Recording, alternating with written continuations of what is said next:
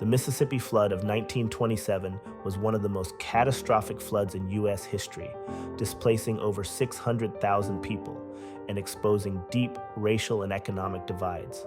This disaster reshaped American flood control policy, altering the Mississippi Delta and leaving lasting scars.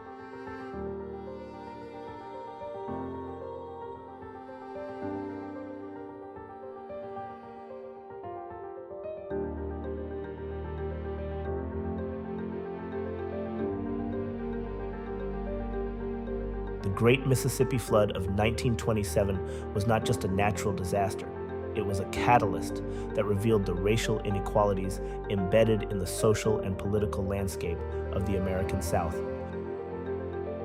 When the floodwaters surged over the levees, forcing the Mississippi River to claim everything in its path, the physical devastation was mirrored by the social devastation suffered by African American communities.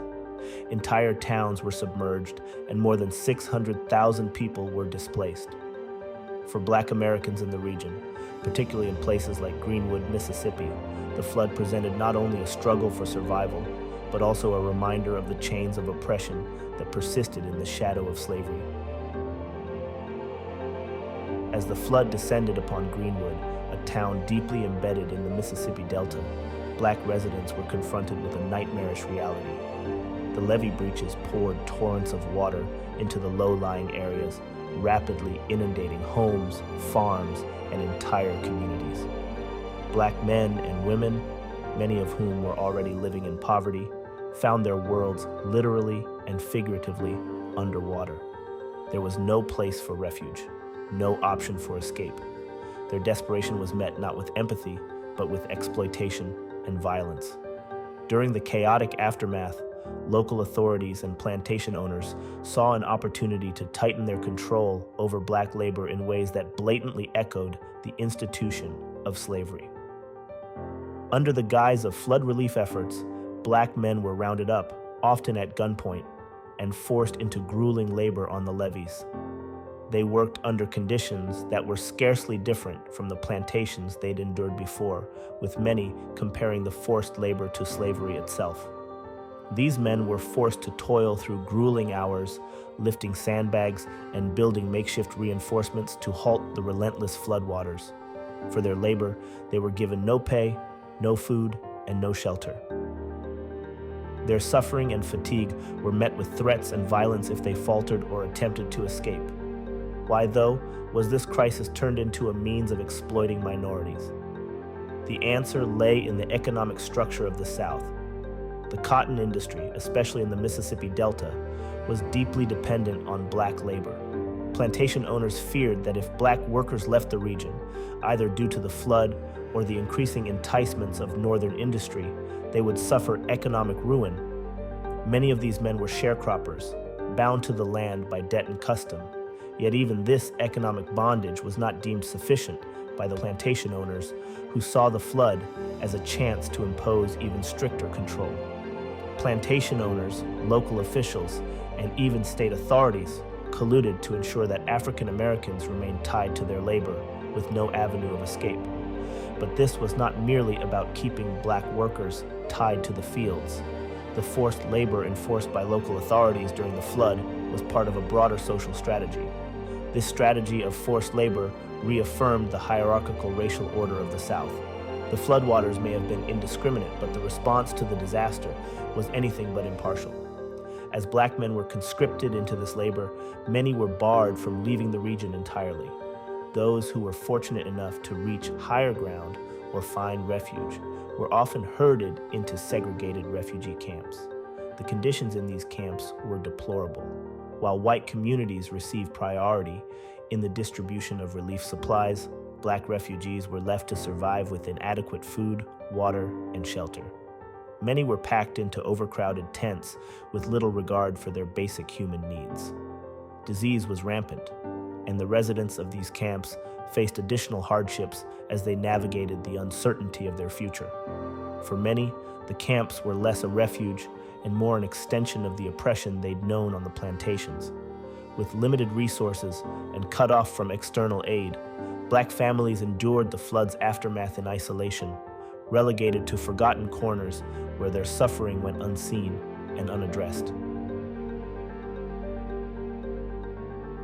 In the political sphere, the flood became a defining moment for Herbert Hoover, then the Secretary of Commerce, who was placed in charge of the federal government's relief efforts.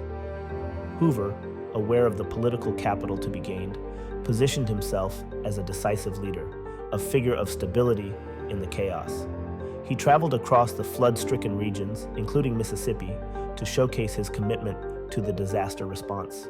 Yet while Hoover's relief efforts were lauded, his handling of the racial injustices went largely unaddressed.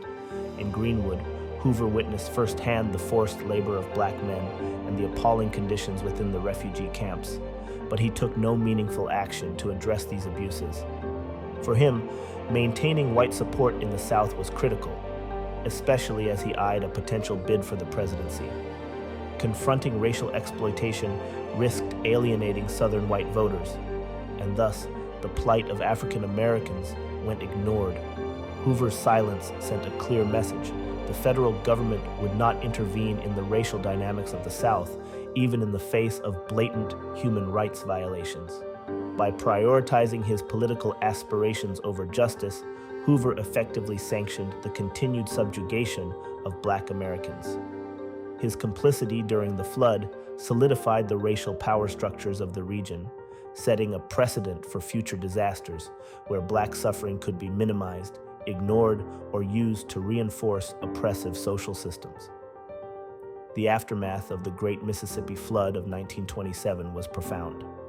African Americans across the South, already weary of the institutionalized racism they faced daily, found in the flood a devastating reminder of the South's entrenched racial hierarchy. Many survivors of the Greenwood disaster made the difficult decision to leave the South altogether, joining the Great Migration in search of safer, more equitable lives in the North.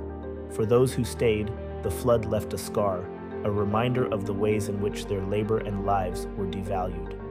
In the years that followed, many of those who had been forced into labor or confined to refugee camps spoke out, their stories adding to the growing awareness of the need for civil rights reforms. The memory of the flood and its aftermath catalyzed some, igniting a drive to push for justice and equality. As black Southerners resettled in cities like Chicago, Detroit, and New York, they carried with them stories of the flood, narratives of hardship, and a determination to reshape their destinies. The flood was not only a natural disaster, but also a significant point of racial and social awakening. Those who escaped brought with them an acute awareness of the injustices they had endured, which would fuel later movements for civil rights. Despite the physical and emotional devastation of the flood, the federal government's response remained largely inadequate in addressing the specific needs and suffering of black Americans. While relief funds and resources were allocated to rebuild, they were disproportionately directed toward white communities, reinforcing a cycle of racial inequality that would continue for decades.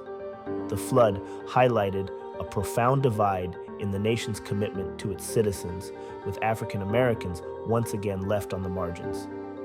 Over time, the story of the Great Mississippi Flood of 1927 has become more than a tale of environmental catastrophe. It is a testament to the enduring strength of a community, forced to endure oppression in the face of unimaginable hardship. In the flooded fields and shattered levees of Greenwood, the spirit of resilience found in black Southerners shone through, even when their labor, their rights, and their humanity were disregarded. The flood was a symbol of destruction, but it was also a moment of reckoning that would resonate in the struggle for justice and equality for generations to come. Today, the legacy of the Great Mississippi Flood of 1927 lives on in the memories of descendants and in the stories passed down through families. It serves as a stark reminder of the importance of equitable disaster relief, the dangers of unchecked power, and the resilience of communities that have faced unimaginable oppression. It reminds us that in times of crisis, the true measure of a society is not only in how it responds to natural disasters, but also in how it treats its most vulnerable. The floodwaters receded, but the echoes of those harrowing days remain, challenging us to confront the past and strive toward a future where justice is not washed away with the next rising tide.